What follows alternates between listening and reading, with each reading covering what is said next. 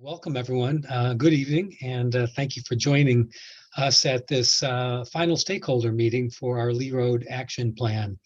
As you know, this plan has been truly a community-driven process, and that City Council and I are very committed, along with our team, to implementing the changes that you all have envisioned and envisioned by other neighbors, residents, businesses, and property owners. This truly is one of the city's top priorities. I wanted to acknowledge Carmela Williams, one of our council members, who's on with us tonight, and just publicly thank her for her support of this process. So since February, we have really been listening to you and others at all kinds of different settings, from formal meetings to informal gatherings and through online polling.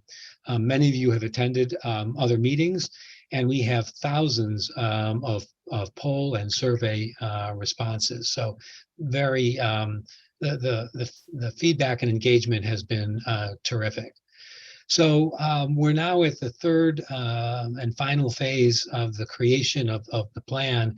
And this part involves combining the goals and preferences and ideas that have come out through all of the prior phases to come up with a draft plan that will show how the Lee Road corridor might look in the future. I also want to just remind everyone that this is not only a Shaker plan, but really a regional plan and a cooperative endeavor by the City of Shaker Heights, along with the City of Cleveland, the county, and NOACA. We continue to look forward to working closely with these partners as we move forward, reimagining this corridor, which is at this point will be straddling at least two borders. I don't know whether Councilman Joe Jones is on tonight, but I wanted to also thank him for his support. So with that, let me just close by saying thank you for joining us. Thank you for your help in finalizing this plan that will really guide the future implementation of all of the improvements along this corridor. So we are very grateful for you taking time out of your busy schedule to be involved in this very critically important project. So thank you, and look forward to the rest of the evening. Thanks, Mayor. We're going to do real quick introductions. I know we've met a couple times before, but I want to make sure we just recognize everyone who's here. I'm Kara Hamley O'Donnell, Principal Planner in the Planning Department and the Project Manager for this plan. Joyce Braverman, our Planning Director, is here. Laura Engelhart, our Economic Development Director, is here, as is Sylvia Iorio, who's new in the Economic Development Department and new to this planning process. So I'm going to pass it off to Nancy Lyons-Stadler to introduce her team. Hey, everybody. As Kara said, I'm Nancy Lyons-Stadler. I am WSP's Consultant Project Manager for the project, joined this evening by Nora Anderson with WSP, Brian Robinson with WSP, and Chris McGill with Ice Miller. Okay, this is our agenda for the meeting. We'll follow through kind of a quick review of what has gotten us to this point, and then we're going to talk through the community input, the information that we gathered from everybody in the past phase, and layering in the economic and market analysis and how that has resulted in the draft plan that we're moving forward and all the different components of the plan. This is something that we've talked about in the last two meetings, and we've talked about, our goal of reimagining this part of the corridor to create a Lee Road that's, commercially vibrant, attractive, equitable, sustainable, and safe, connected, and accessible, and then fully integrating transportation, land use, economic development. And we've been doing that all the while through having an engaged community process. Next slide. And here we are at phase 3. So we're really wrapping this up, coming up with a draft plan that we're going to review today. And we'll be moving forward with finishing out the plan and, making a recommendation to City Council to adopt the plan in the early part of next year. So here's where we're at, and I'll pass it back to Nancy. Thanks, Kara. So this evening, we're going to go through focusing on reviewing the plan and the recommendations from the plan, looking at the transportation and the public elements of what's within the right of way, looking at recommendations for land use and related elements for that, and then also weaving in the importance and relevance of the economic and market analysis. We've been looking at that kind of throughout the planning process, starting from the very beginning last January and February, but wanted to make sure that at this point it's really clear how the economic and market analysis that was done for the project helped inform the plan development. So you'll hear more about that from Chris. In looking at what we heard from phase 2, and this incorporates information from the public meetings, from the small group meetings, from the online surveys. We heard from the community of strong preference for concepts shown within the modern Main Street and the neighborhood center. There seemed to be a sense that the density-driven transformation was kind of a little too big for the corridor. So the plan integrates the strategies and concepts that were illustrated in the modern Main Street and neighborhood center. And as we get into some of the specifics in terms of the roadway configuration, there's a preference for the 3-lane corridor with median sections wherever they could possibly fit to add to the aesthetics. And in terms of bicycle infrastructure, there's very strong support for specific dedicated bicycle facilities and the desires for an off-road trail. In terms of parking, there was, we heard that we'd like to see a variety of parking alternatives, and the preferences were on shared surface parking and structured parking. And then strong support for a mid-block crossing where it makes sense. And so you'll see where we've incorporated that into the plan as well. All right, Chris is going to go through some of the market analysis background. Hi, thanks, Nancy. And if I cut out, I'm on day 8 of COVID, so bear with me if I cough here and there during the presentation. Lots of data went into this analysis, so we're going to try to keep this fairly high level. This is what we call a PEST analysis, and that is PEST. That's how we analyze the external environment. So a couple things kind of at the national regional level we wanted to call out. First, local income tax policy is driving how people plan, and understanding the right mix of housing and commercial is going to be important as we chart our path going forward. Federal stimulus money is being programmed as we start to see some economic challenges ahead, something to keep in mind as we strategize and think about infrastructure. On the economic side, there are a lot of factors at play that we are navigating through. All of you are probably aware of rising interest rates, construction costs. We're seeing a hesitancy in groundbreakings and a looming recession that is on the way that might influence how we strategize and implement. In the Midwest, we're seeing some opportunistic things, such as a migration of venture capital outside from the coast into the Midwest. Workforce challenges are straining retail development. So while we may have aspirational plans for retail, finding the right workforce, a ready and able workforce, has been a challenge across the industry.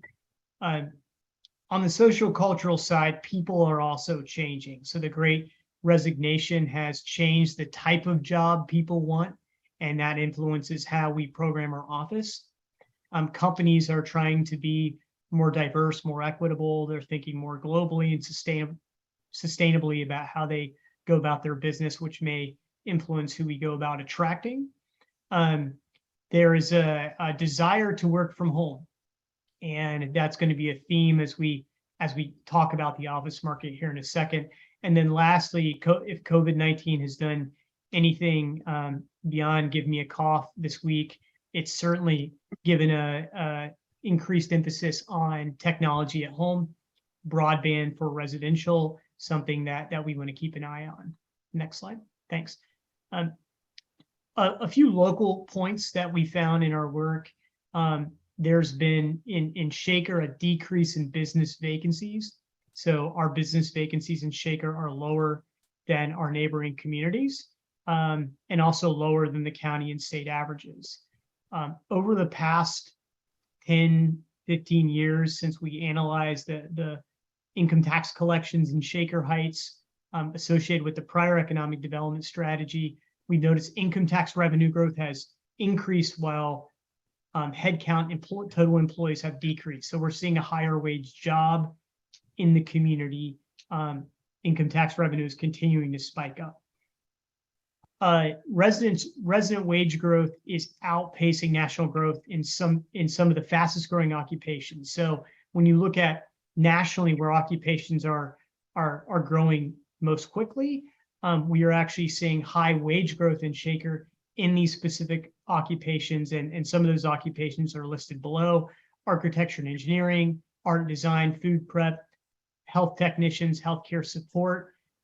That's on the wage side. Now on the headcount side, we're seeing both increases and decreases in certain occupations. We're seeing increases in computer and mathematics occupations, engineering and computer science, and health technicians. We're seeing decreases in healthcare support, physical and social sciences, and sales. So notice we on bullet 3, we have healthcare support jobs receiving higher wages. So wage growth is high, but we're seeing less headcount. So we have a full list of these occupations that we have as part of our plan that we'll keep an eye on. Next slide. I want to talk about the office market for a second.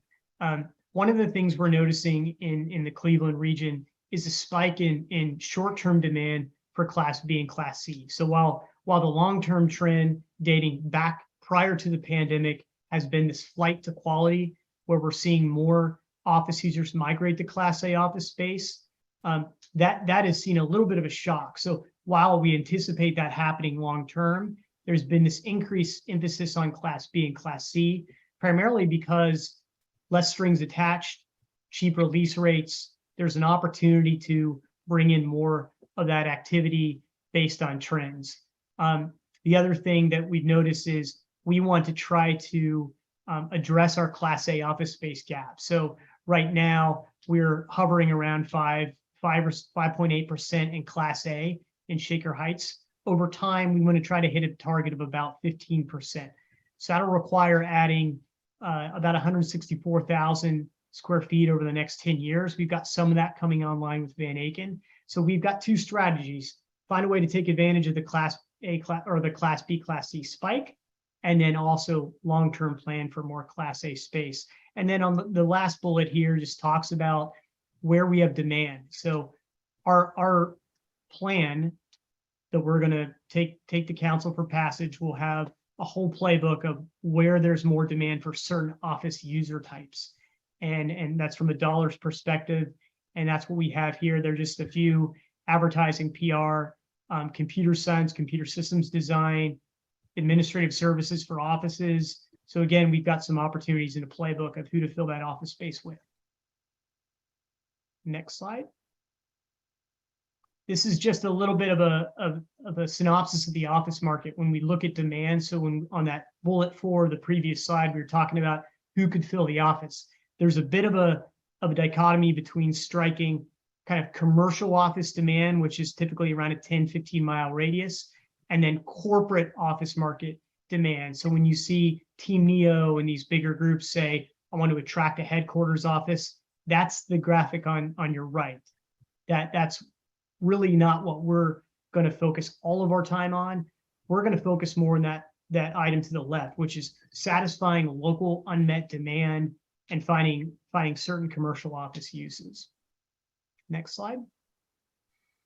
Residential. So we found some interesting things when we were looking at price points for residential. First, there's a surplus of single family homes under $100,000, $100,000 price point, and between 200 and 400,000.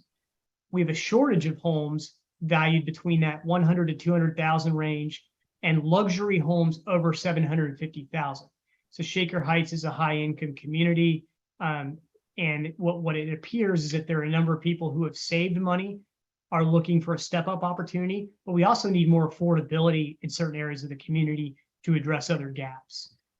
Similarly, on the rental market, there's a surplus of rental housing units within rent ranges of $729 to $1,562 per month. and a shortage of rental housing below 729, so affordable units, and then above 1562, which are luxury units. So we want to try to hit that harmony and find that mix to provide step-up housing options, accommodate mixed incomes, and cater to desired occupations. Another thing you're going to see throughout the plan is how are we matchmaking our workforce and what they make, the workforce we want to attract, with housing price points both for home purchase and rental. Next slide. On the retail side, a couple interesting things we found. The city of Shaker Heights is a community that spends at a higher rate than the county average, than a lot of its neighbors. That spending varies upon Lee Road. So we know that there's buying power citywide that we want to bring to the corridor, but we also want an economic mix of price points for the corridor so people can afford all the retail that we program in the area. Further, there are a number of commodities that we need to meet local demand.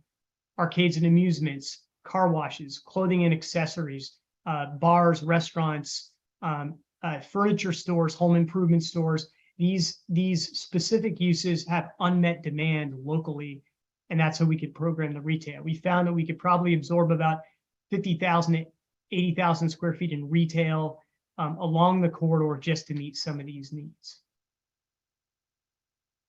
Next slide. Want to talk about some initial opportunities. One of the things we want to think about is how to emphasize entrepreneurship. So Shaker Heights has a higher degree of spending from an entrepreneurial perspective, a lot of self-employment income tax compared to other cities around the state. Shaker Heights really sticks out. So there's an entrepreneurial mindset here. We want to try to formalize that and create and home grow businesses. A lot of people don't realize that you can home grow retail, and retail can become a headquarters company. Think about Jenny's Ice Cream out of Columbus, Ohio, started in a market, and now it's a global brand. We want to try to encourage more of that. Capture the city's overall spending potential. So we talked about that, having price point mixture while taking advantage of the buying power citywide.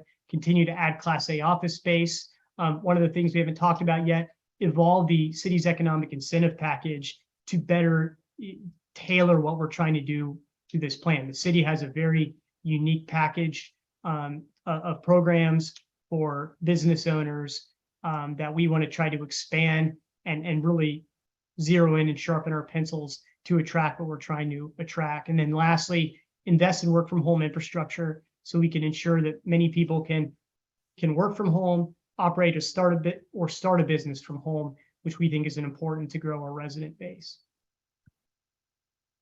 Thanks, Chris. These next two slides show the comparison of what we saw with the community preferences and layering in all of the market demand that Chris just went through. So it worked out pretty great that what the community wants to see is supported by the market analysis and demand for what's there. So what we did was we used the information from Chris's research to identify the type, size, and nature of potential land use along the corridor that aligns with the market demand. So the first three, the restaurants, retail, outdoor, the indoor and outdoor recreation opportunities, and line up with the analysis, and then and the residential as well. And then on the next slide, we show 5 and 6 with the maker space and the Class A office, and then some additional uses that were identified through Chris's research and analysis, where there are opportunities along the corridor that could be met that weren't otherwise, that weren't identified by the community, but are aligned with the kind of the general input from what the community expressed preferences for. Great. So I'll run through some of the pieces. I've got about 10 slides for you. I'll try to get to it pretty quickly, but the fun spots at the end where we kind of show you a little bit of what the corridor can transition to look like, because I know a lot of people are sort of really curious of that. So just a quick overview on the transportation elements, with this idea of one travel lane in each direction, using that center turn lane as a median and really a tool for beautification and like safe crossings is a key component to this. Minimizing impact to the new trees. We've been laying this plan out. It may be a little bit hard to see at this scale, but we've tried to minimize that. And I think as we go into design, we're going to make sure that we're sensitive to that existing tree canopy, because so many people expressed excitement for that. The separate trail off to the side, you can see it's going to be on the east side of the west side of the roadway, and just again, for a little orientation, north is actually to the left on that drawing if it looks a little wonky. A couple of enhanced mid-block crossings, really kind of within that neighborhood center core, and then a few reconfigurations, a little bit of a slight reconfiguration to the Kenyon sort of area. So Nancy, you can kind of hear my cadence. Just jump on to the next slide whenever you want. This is a cross section of it. So if you cut through a piece of sausage, this is kind of what it would look like, right? So we're showing you kind of all the elements of the roadway with the 2 travel lanes and that center portion, which can be used for turning or medians. And on the left side of the drawing, you see the green. That's where the trail facility will really be occurring at. And you can see sort of the general scale of development along both sides of it. So as Nancy was saying, we're really looking in the sweet spot, probably between a 2 and 4 story zone, and really thinking about concentrating the sort of 4s really like within a very tight area that I'll show you here in the land use section. Looking at a little bit of the public realm, some of the key tools and elements that were brought up are really about the shared surface lot strategy, which we'll show you kind of a detail of, where with the existing businesses, if we're able to consolidate and actually get you a little bit more parking, make it safe for pedestrians and make that environment better, we'll make those moves where we can.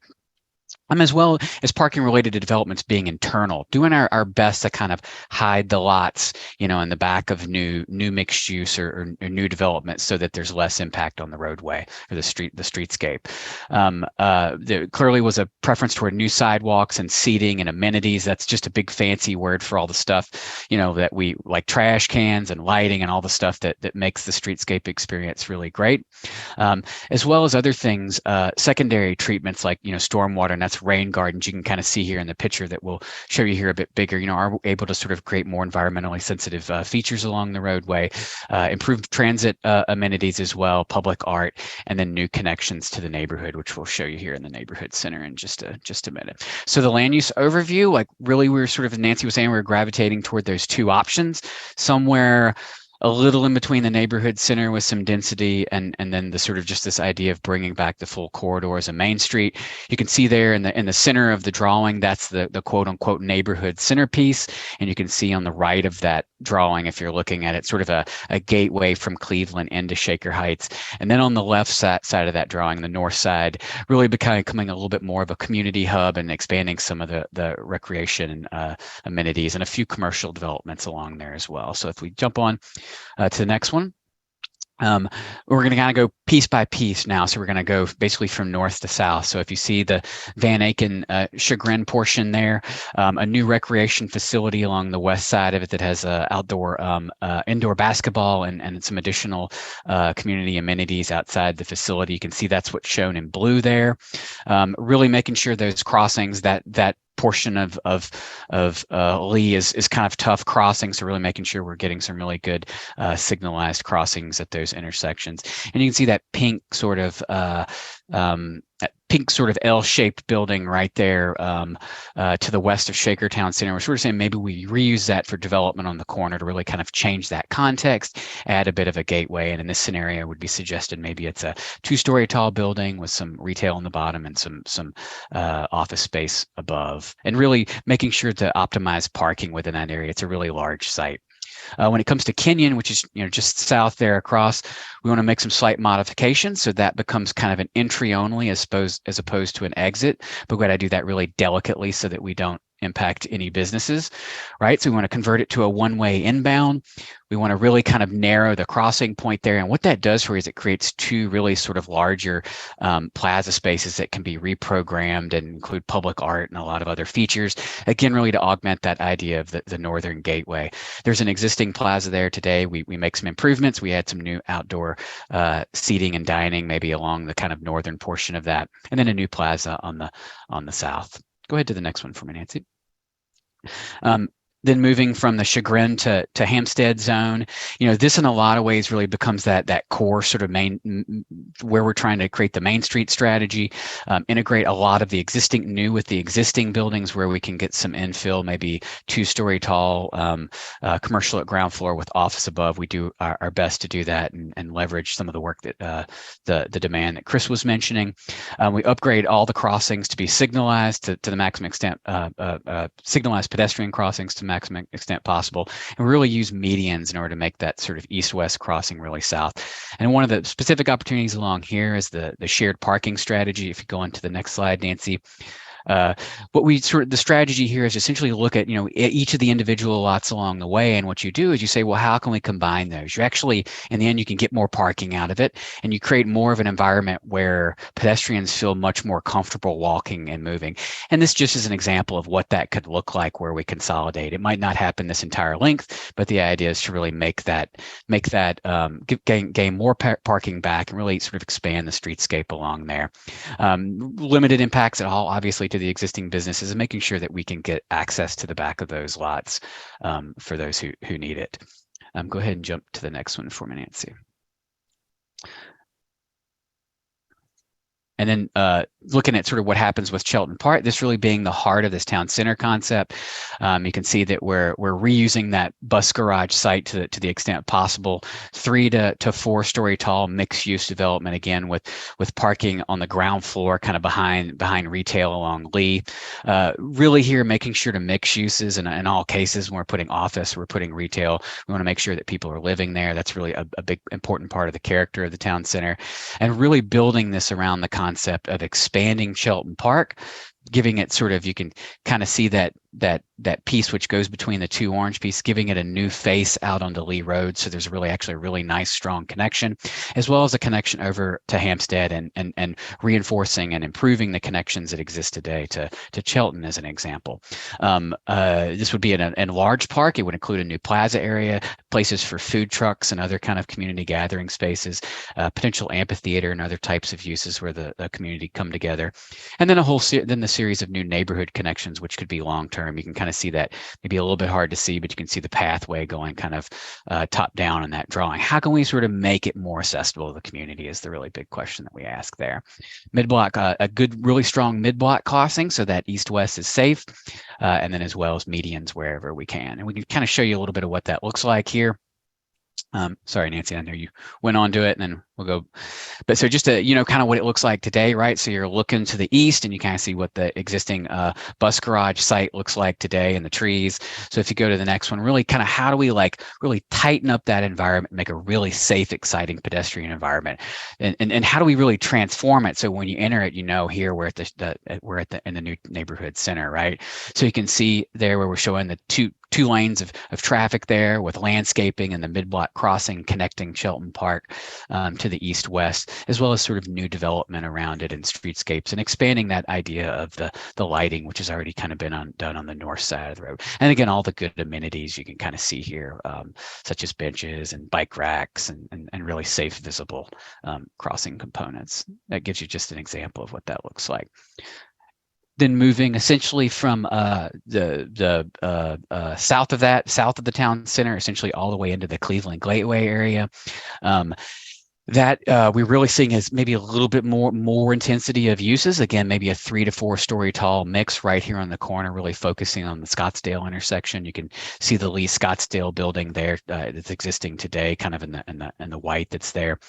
Integrate a lot of that similar parking strategies we talked about before. You can kind of see on the left of that drawing, new medians and new branding and gateway elements to recreate that sort of Cleveland Gateway concept. That includes also formalizing some of the street parking as you go south. The right-of-way changes there, and so we're able to maintain some of the existing parking along the roadway. And we'll show you again just really quickly what that looks like. You can kind of see what that is today. We're sort of looking north there along Lee. So this is the Lee Scottsdale building here just to the left. You can kind of see the edge of it. And if we sort of look at what that could look like tomorrow, you can see again, there's a new trail headed down there along the west side of the Lee Road. We're able to integrate landscaping and lighting and all these other elements. And in this case, we're sort of raising the intersection to make it really safe. And you can see we have bollards and other kind of markings to sort of really create a kind of a unique environment. And then in the background, you can see new development on some of the properties there, which would be, in this case, mixed use office. Maybe that's an area where we could do the incubator spaces on the ground floor and office above. As an example. That's the Southern Gateway. So tonight we're doing our final stakeholder meeting. On Thursday morning, we do a business focus group. And so some of you who are here tonight are also invited to that business focus group. And then Thursday night, we're having a community open house in person at the dealership, 5:30 to 7:30. This is drop-in. So we're going to have a bunch of stations and boards and that long strip of the street, the whole plan printed out. You can make comments. Please invite your friends and neighbors. Planning Commission and City Council will adopt this plan sometime early in 2023 when it's finalized. And we do have some funding updates. As of this time, we have raised $3.4 million in grants from congestion mitigation funding, safety funding, both state funds, as well as $1 million from our county ARPA funds that was just awarded. In addition, we have been recommended for funding of $13 million at NOACA, our local transportation planning agency. And we have approval through one of the committees, and they recommended approval to the board. And the board will vote on this on December 9th. And also early next year. So at some point, there will be some public comment on this project, and we'll let you know as stakeholders, perhaps to send in some support. But we are very, very happy to say that we think this plan can be implemented. And we are looking at construction in 2027, and between then and now, we'll do the engineering. So that's the update of the next steps.